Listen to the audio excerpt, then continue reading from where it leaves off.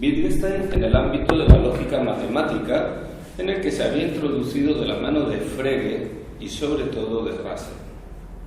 El resultado, que mientras uno se preocupa de aclarar los procesos de pensamiento que subyacen a la formación de nuestros conceptos, Weininger, lo que interesa al otro, a Wittgenstein, es el estudio de un sistema de notación que nos permita expresar claramente las proposiciones.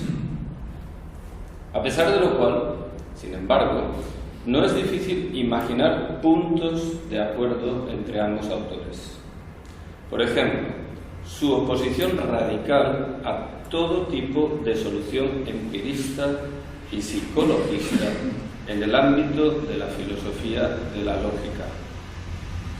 En efecto, no menos que Weininger, Wittgenstein concibe las proposiciones de la lógica como válidas a priori, lo que quiere decir que son necesarias y, por lo tanto, no pueden justificarse a partir de ninguna proposición empírica y por ello mismo contingente, aun cuando esas proposiciones fueran a pertenecer al ámbito de la psicología.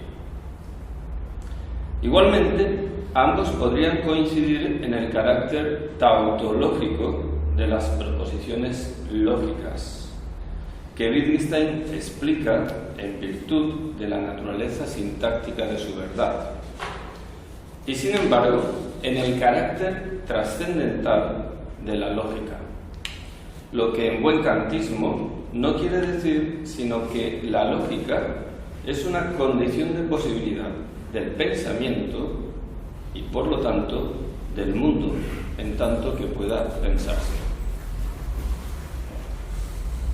¿Dónde situar entonces las divergencias entre uno y otro? Creo que en los elementos platónico-fichteanos que presentaba la filosofía weiningeriana de la lógica y de los que no creo que pueda hallarse rastro en la de Wittgenstein.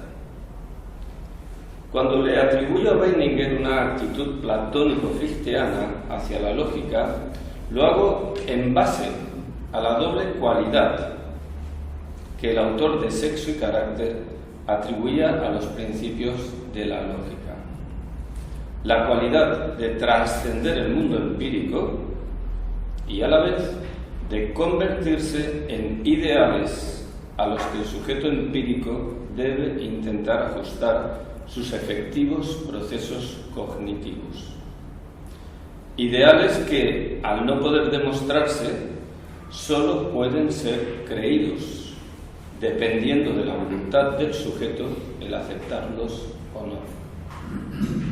Pues bien, es justamente esta idea la que nos parece no solo extraña, sino incluso contraria a la filosofía de la lógica de Wittgenstein.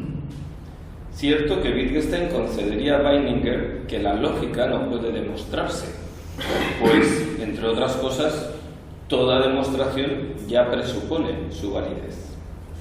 Pero de ahí no deduce que la lógica deba ser creída, ni por lo tanto que su aceptabilidad dependa de alguna manera del sujeto. Antes, por el contrario, como repite una y otra vez tanto en sus escritos pretractarianos cuanto en el Tractatus, la lógica tiene que cuidar de sí misma. No hay nada de postulado en la validez de sus proposiciones. Si acaso, solo la notación que elegimos para expresarlas. Pensar ilógicamente o lógicamente no parece sencillamente una potestad que Wittgenstein conceda al yo.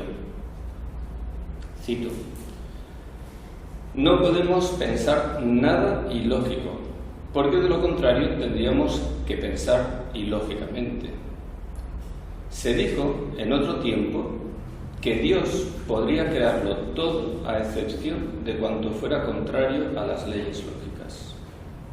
De un mundo ilógico no podríamos en rigor decir qué aspecto tendría.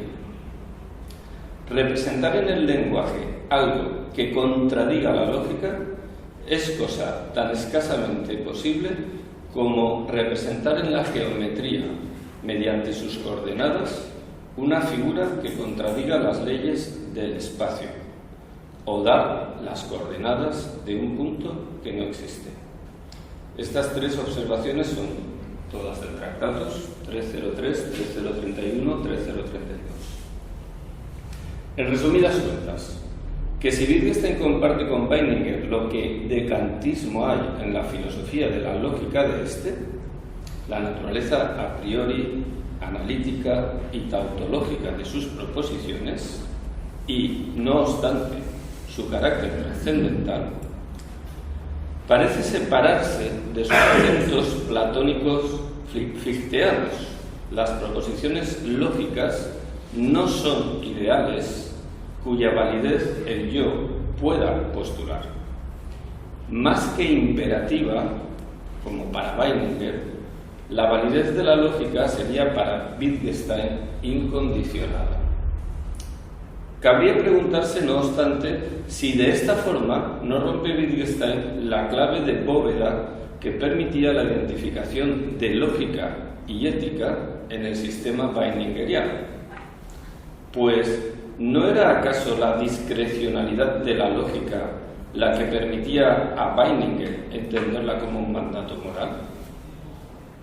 Habría que concluir entonces que aquella diferencia en la concepción de la lógica obliga a Wittgenstein a disentir igualmente de Weininger por lo que refiere a las relaciones de identidad entre lógica y ética. Como vamos a ver, la respuesta a estas preguntas puede requerir más de un matiz. Empecemos por lo más obvio. Si lógica y ética se identifican, una y otra deben tener el mismo estatuto. Y es relativamente fácil entender cómo este es el caso en el planteamiento de Weininger. Los principios de la ética son, como los de la lógica, a priori y trascendentales, y por lo tanto no pueden justificarse en ningún hecho empírico, ni siquiera psicológico. De ahí que, consecuentemente, Weininger denuncie toda ética que, como la de Hume o Adam Smith, pretenda basarse en la simpatía, o, como la de Schopenhauer, en la compasión. Pero, ¿qué ocurre con el planteamiento de Wittgenstein? Creemos que, en principio, pocos estudiosos de Wittgenstein serían propensos a defender que el autor del Tractatus aceptaría la propuesta weiningeriana de identificación de lógica y ética. Al fin y al cabo, es un tópico bien conocido que, justamente por su carácter a priori tautológico y analítico, Wittgenstein concedía a las proposiciones lógicas un lugar exclusivo entre todas las proposiciones. A saber, se trataría de pseudoproposiciones carentes de sentido, ya que justamente nada dicen sobre el mundo, no describen ningún hecho del mismo. Y esta exclusividad haría que las proposiciones éticas no pudieran compartir su estatuto. No obstante, haríamos bien en no sacar conclusiones precipitadas, pues al fin y al cabo la identificación de lógica y ética tampoco significaba para Weininger su exacta equiparación epistemológica en su caso. Descontada su radical imposibilidad de justificación, la lógica admitía una demostración muy superior a la que admite la ética, según Weininger. Lo que sin duda la identificación de lógica y ética significaba para el autor de Sexo y Carácter era su común contraposición a la ciencia. Ahora bien, traspuesto el asunto a un nivel lógico en lugar de epistemológico, ¿no podemos decir algo análogo con respecto a Wittgenstein? Ciertamente, para este las proposiciones éticas no son como las pseudoproposiciones de la lógica carentes de sentido, sinlos, pero tampoco son como las proposiciones de la ciencia, proposiciones sensatas. Más bien, y según la propia caracterización wittgensteiniana, se trata de pseudo-proposiciones insensatas. Ciertamente, insensatez o absurdo, Unsinn, no es lo mismo que carencia de sentido, signos, pero en cualquier caso, ambas pueden agruparse como contrapuestas al sentido. Esta solidaridad en la no sensatez de lógica y ética se deja por lo demás traslucir en las características que al entender de Wittgenstein adornan tanto a una, la lógica, como a la otra, la ética, a saber, su carácter trascendental. Pero, ¿qué quiere decir que lógica y ética son trascendentales? Por lo que respecta a la lógica ya lo hemos indicado. Su trascendentalidad significa, por una parte, que la verdad de sus proposiciones no dependen de lo que sea el caso, esto es, del mundo, puesto que se trata de tautologías y éstas son verdaderas con independencia de cualquier particular acaecimiento. Y por la otra, significa que, como vimos, para Wittgenstein, no podemos pensar el mundo sin la lógica, que no podemos describir el mundo con sentido sin respetar la lógica, o dicho de otro modo, que la lógica es condición del sentido del mundo. Que la lógica sea trascendental significa, en suma, que su validez es independiente del mundo, pero a la vez condición de éste. ¿Y para la ética? Mi opinión es que para Wittgenstein la trascendentalidad de la ética implica exactamente lo mismo que la de la lógica. La actitud ética es, para él, una actitud con respecto al mundo que no se deja sobornar por lo que acaezca en éste. De ahí de nuevo la compartida oposición con Weininger de Wittgenstein a cualquier forma de naturalismo ético. Y sin embargo, esa actitud, independiente como es de lo que en el mundo acontezca en particular, no deja de condicionar al mundo en su conjunto, pues a Wittgenstein le resultaba evidente que el hombre ético vive en un mundo diferente del mundo en el que vive el inmoral. No es que en el mundo de aquel, el hombre ético, pasen cosas diferentes de las que acontecen en el mundo de este, el hombre moral. Los hechos son los mismos, pero su valoración, su significado, su sentido es bien diferente. Cuando, por así decir, las cosas vengan mal dadas, el hombre ético todavía puede ser feliz, a pesar, como dice Wittgenstein en sus cuadernos de notas, de la miseria del mundo. La ética es, pues, una actitud ante el mundo que, con respecto a este, como ya vimos que le pasaba a la lógica, resulta a la vez trascendente, pues no depende de lo que en particular acaezca en este, y trascendental, en tanto que condición de posibilidad del carácter general que el mundo presenta, del sentido del mundo. Esto es, de que podamos dotar de sentido, de valor a nuestra vida, al mundo. Pero ¿qué pasa cuando esta actitud intenta plasmarse en palabras? ¿Qué pasa con las proposiciones éticas? Que era un poco el problema que planteaba Antonio. En su conferencia sobre ética, Wittgenstein pone algunos ejemplos de lo que podría contar como expresiones de vivencias o actitudes ético-estéticas religiosas. Sus ejemplos son las proposiciones qué extraordinario que exista algo o qué extraordinario que exista el mundo y estoy a salvo, nada puede hacerme daño, pase lo que pase. Pues bien, de manera harto significativa, lo primero que dice Wittgenstein es que estas expresiones son sin sentidos. Nonsense es el término que utiliza el inglés. Pero a continuación, y esto me parece muy importante, añade, cito, Tiene un sentido perfectamente claro decir que me asombro de que algo sea el caso. En cada uno de esos casos me asombro de que sea el caso algo que podría concebir que no fuera el caso. Pero no tiene sentido decir que me asombro de la existencia del mundo, puesto que no puedo imaginar que el mundo no exista. Y ahora viene lo interesante. Alguien podría sentir la tentación de decir que de lo que me asombro es de una tautología.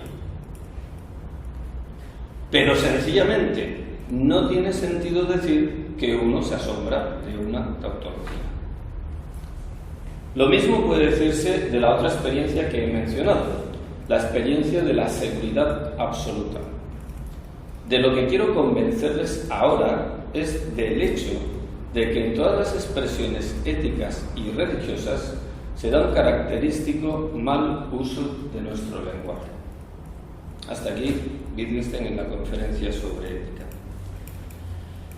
En resumidas cuentas, lo que tenemos pues es que las proposiciones éticas serían para Wittgenstein sinsentidos o absurdos, pero no cualquier tipo de sinsentidos. Aun siendo diferentes de las proposiciones tautológicas carentes de sentido de la lógica, se parecerían a estas, en que, por utilizar una metáfora del propio Wittgenstein, dejan abierta la totalidad del espacio lógico. Esto es, resultan compatibles en su validez con cualquier cosa que vaya a acaecer, con cualquier cosa que pueda ocurrir en el mundo o con cualquier mundo posible. La ética del Tractatus se pretendería entonces no menos formal que su ontología, una ética que quizás podríamos calificar de la integridad. La clave de la proximidad entre lógica y ética bien puede situarse en la validez incondicionada de sus pseudoproposiciones. Obviamente, la verdad de la pseudoproposición tautológica, la rosa es roja o no es roja, no está condicionada por la verdad de ninguna proposición contingente que describa el efectivo color de la rosa. Siempre podemos deducir una tautología de cualquier proposición contingente. Y al revés, de una tautología nunca podemos deducir la validez de una proposición contingente particular. Si ahora decimos, por ejemplo, mi deber es ayudar a mi prójimo, esta afirmación, a diferencia de la pseudoproposición lógica que acabamos de considerar, no es verdadera por razones sintácticas. Y de hecho, podría ser la descripción sensata de un estado psicológico en el que podríamos estar a consecuencia de que otros hechos igualmente contingentes hubieran acaecido. Por ejemplo, haber recibido una cierta educación cristiana o haber realizado un cálculo utilitarista a resulta del cual hubiéramos llegado a la conclusión de que ayudar a nuestro prójimo es la actitud que más beneficios nos reportará. Pero nótese que si lo que queremos decir cuando afirmamos mi deber es ayudar al prójimo es algo como esto, entonces estamos usando la expresión mi deber en un sentido que no es ético o absoluto, como dice Wittgenstein en su conferencia sobre ética, sino en un sentido simplemente relativo. Quien afirme mi deber es ayudar al prójimo porque Cristo lo dijo, o mi deber es ayudar al prójimo porque es lo más beneficioso, porque es lo que más beneficios me va a reportar, puede estar diciendo algo perfectamente sensato, que puede ser contingentemente verdadero o falso, pero el precio a pagar es que, justamente por condicionar su deber a un hecho del mundo, a lo que dijera o dejara de decir Cristo, a las consecuencias que una acción nuestra tuviera o dejara de tener, no merece el calificativo de moral. Para merecerlo, aquel deber habría de ser incondicionado. Nuestro deber es ayudar al prójimo, lo dijera Cristo o no, nos reporte beneficios o no. Si queremos decir que nuestro deber está condicionado a algo, tendríamos que decir, en todo caso, que está condicionado a una tautología.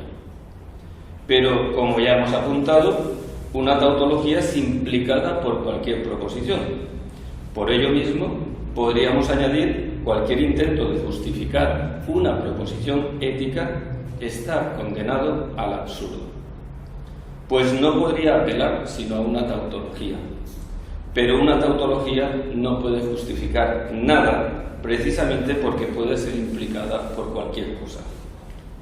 Quien pretendiera justificar una proposición ética no se encontraría muy lejos de aquel que pretendiera convencernos de que llueve porque o llueve o no llueve.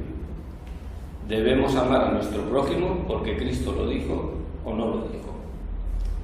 Vemos ahora que Wittgenstein, y concluyo, bien podría haber suscrito la asimetría que, a pesar de su identificación, reconocía Peininger a favor de la lógica por lo que hace a su demostrabilidad. Pues si bien tanto las proposiciones éticas cuanto las lógicas son incondicionalmente válidas, lo que constituye la razón profunda de su parentesco, estas últimas, las verdades lógicas, en tanto que verdades sintácticas, constituyen ellas mismas su propia prueba. La lógica, recuérdese, tiene que cuidar de sí misma. En tanto que las proposiciones éticas, y creo que esto vuelve a tener bastante que ver con lo que comentaba antes Antonio, en tanto que las proposiciones éticas no se presentarán como válidas, sino para aquel que las experimente como tales, o para aquel que sea consciente de su imposible justificación, pues la desembocadura natural de este escepticismo ético de fundamentación no puede ser otro que una ética del respeto. Careciendo de justificación cualquier credo moral, tan justificado estará quien abrace uno diferente al mío como yo. Pues esto es lo que quería decir.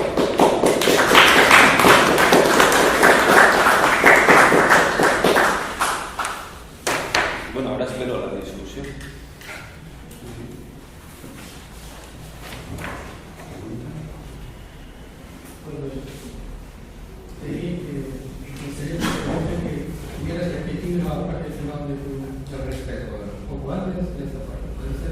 Si la puedo repetir, sí.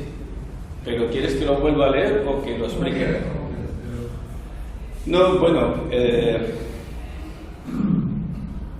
vamos a ver, desde mi punto de vista, porque como todos los aquí presentes sabemos, Wittgenstein no es precisamente un autor fácil y se presta a múltiples interpretaciones.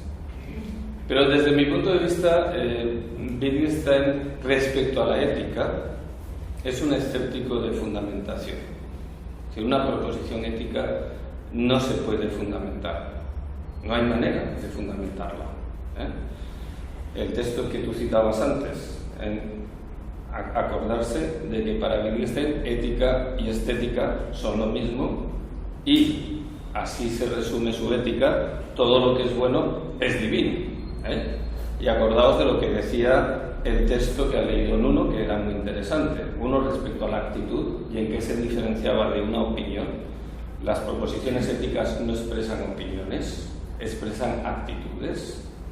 Y el otro muy interesante, cuando decía, en la creencia religiosa a creer se empieza creyendo, ¿vale? Es decir, no me pidas una justificación de mi creencia religiosa. Si me pides eso es que no entiendes lo que es la creencia religiosa. Pues bien, lo mismo ocurre con las proposiciones éticas. Si yo digo, mi deber es, yo no lo diría así, pero en fin, hay gente muy patriota, defender a mi patria, no me pidas que justifique eso.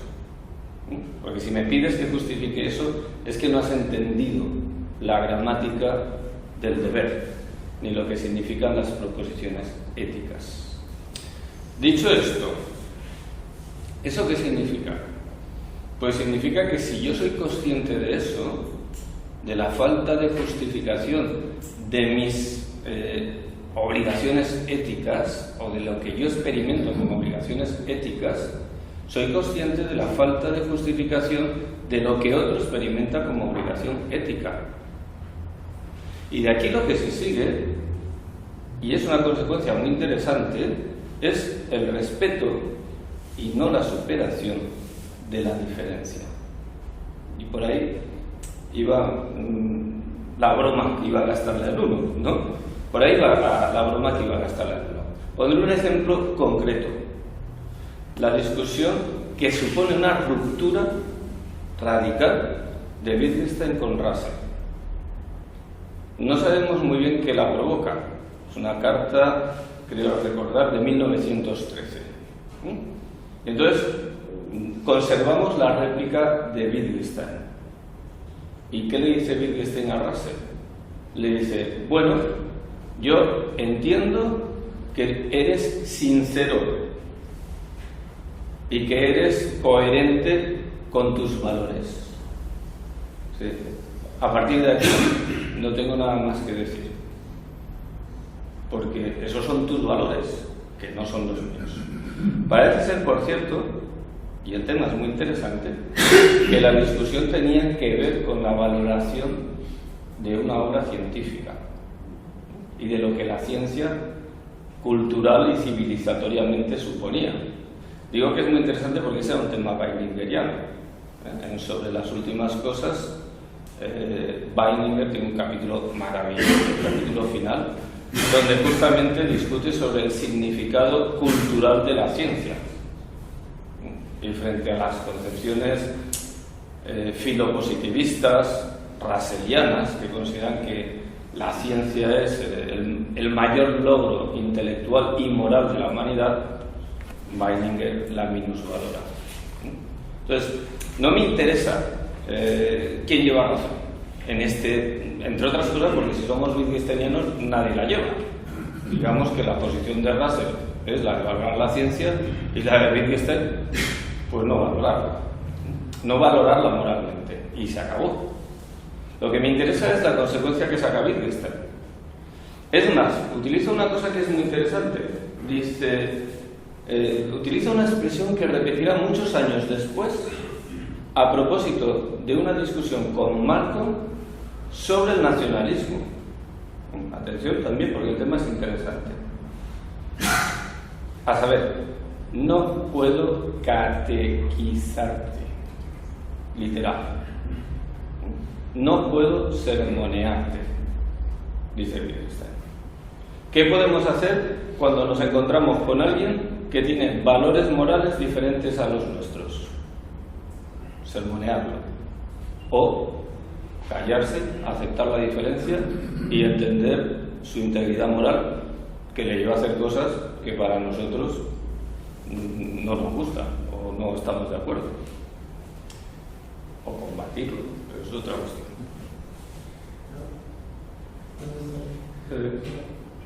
Sí, ¿querías decir algo? Bueno, no sé si ha quedado claro. Sí, pues en el respecto, ahora me comento, ¿no? Respecto del otro. Sí, exacto. Una ética del respeto. Del respeto al otro y de la integridad propia. Que es de un rigorismo moral tremendo. Por otra parte, yo creo hay una diferencia, en mi opinión, entre Wittgenstein y la mayor parte de los filósofos contemporáneos. Y es que Wittgenstein hacía de la filosofía una forma de vida. Entonces, no digo que este sea el criterio, pero creo que un criterio para elegir entre interpretaciones alternativas de Wittgenstein es ver si nos explican su comportamiento vital. Y te voy a poner dos ejemplos. Que Wittgenstein era un rigorista en cuestiones morales, hay tanta evidencia que no hace falta que añadamos aquí ninguna, ni que apelemos a ninguna. Por poner un ejemplo, su comportamiento en la guerra. Y ahora verás por qué pongo este ejemplo. Pero luego pasó una cosa. Cuando Wittgenstein volvió a Cambridge, y seguro que esto, Jesús, que de estas cosas sabe muchísimo, lo recordará, hubo una iniciativa para poner una placa en honor de los caídos en la Primera Guerra Mundial. ¿Y qué pasó? Darley, no te enfades por esto, que el profesor de ética, se negó a que en la placa figuraran los nombres de los estudiantes de Cambridge que habían luchado con los alemanes y los austriacos. Y Wittgenstein montó en cólera. Es más, dijo, esto no podía decirlo más que el profesor de ética. Sí, ahí tienes un ejemplo de lo que es la ética del respeto. Yo respeto incluso a aquel a quien estoy matando y quien me puede matar. Es decir, el enemigo es una ética del respeto. No es inhumano, no es deleznable, no es inmoral. Es una concreción de lo que sería una ética del respeto.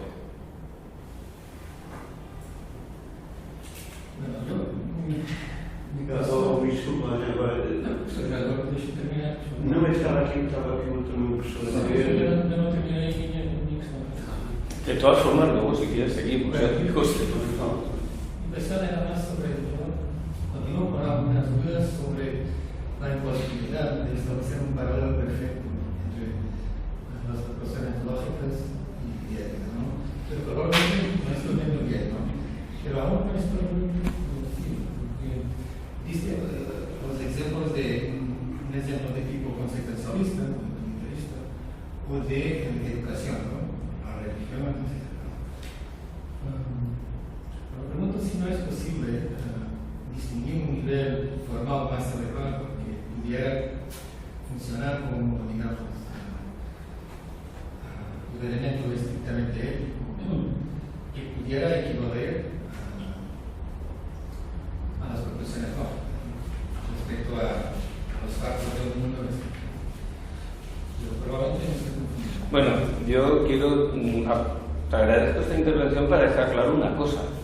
Yo no quiero defender la estricta equivalencia entre la lógica y la ética de Wittgenstein, porque además él en eso es clarísimo.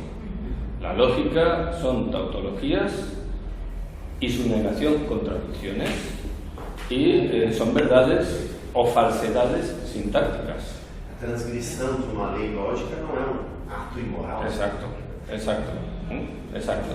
Mientras que por el contrario, las proposiciones, la forma lógica aparente de las proposiciones éticas no es la de una tautología, ni la de una contradicción.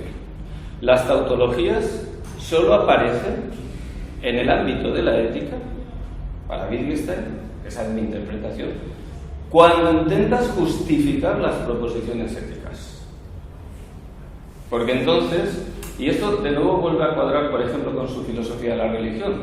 ¿Por qué dice Wittgenstein? Bueno, vamos a suponer que los hechos que narran los evangelios se demostraran falsos. ¿Afectaría esto a la creencia religiosa? Lo más mínimo. Porque quien dice, yo debo hacer esto porque lo dice el evangelio, una de dos. O dice eso porque realmente piensa que lo que diga el evangelio es lo que debe hacer, y entonces su actitud no es moral. Es la de un positivista. Es como quien dice, yo debo hacer esto porque lo dice la ley, ¿no? Y si no, pues transgredo, me sancionan. De nuevo, el incumplimiento ético no tiene que ver con los castigos, ¿no? ¿Por qué debo respetar un semáforo? Porque lo dice la ley. Eso no es moral. ¿Por qué debo amar al prójimo? Porque lo dice el evangelio. Bueno, si eso lo dice uno, como quien dice, no debo saltarme un semáforo en rojo porque lo dice el código de la circulación, pues ahí no hay nada ético. Cuando lo intente justificar, dirá, porque lo dice el evangelio. Pero si no lo dijera, daría igual. Porque lo dice el evangelio. Pero si se demostrara mañana que el evangelio no lo redactó nadie inspirado por Dios, sino que se lo sacó uno de la chistera, daría igual. Eso no afectaría para nada a que ahí estuviera expresada mi obligación moral.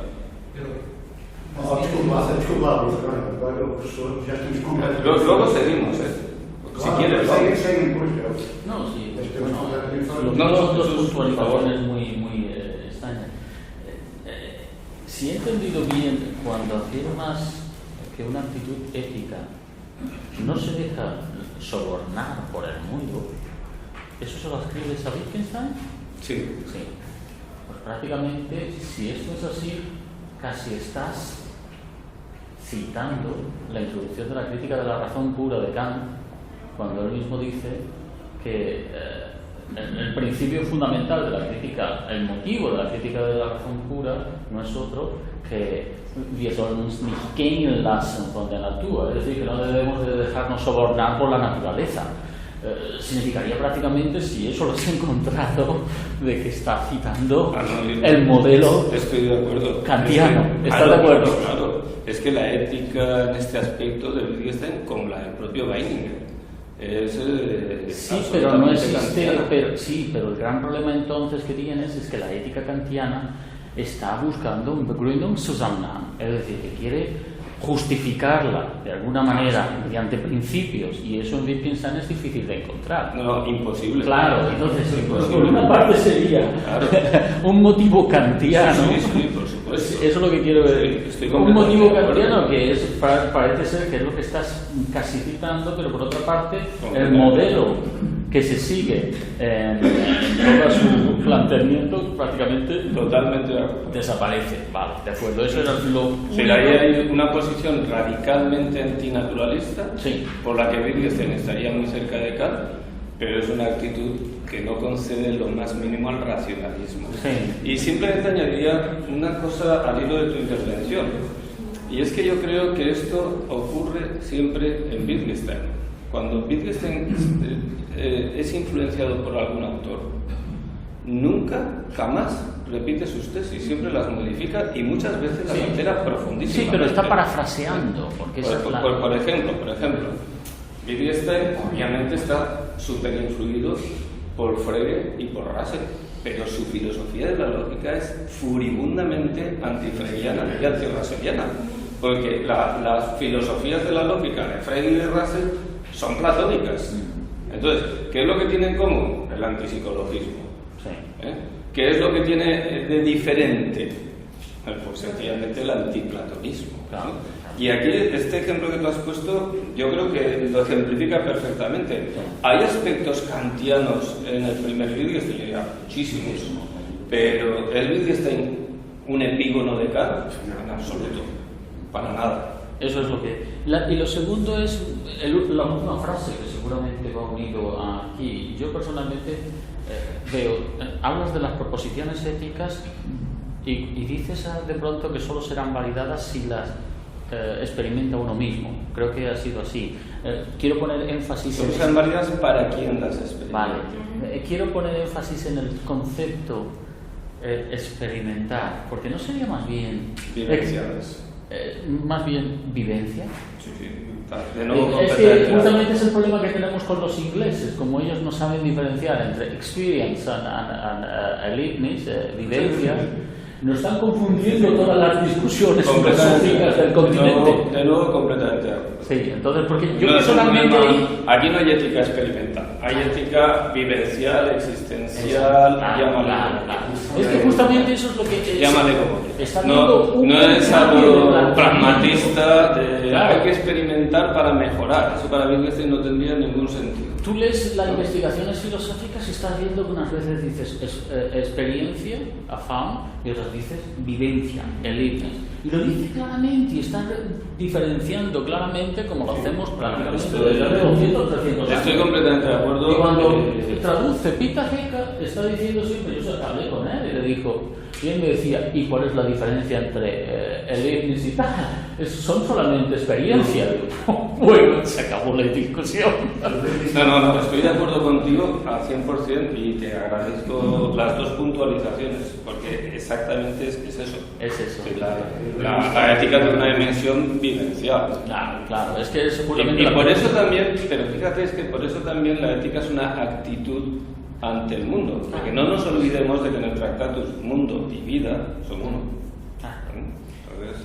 Erin zou je also Erlebnis maken. Exacto. Dat is optimisme zonder grammaticaal, ¿no? Sí, estoy de acuerdo. de las dos cosas que has dicho, vamos. Y te agradezco las precisiones. Que-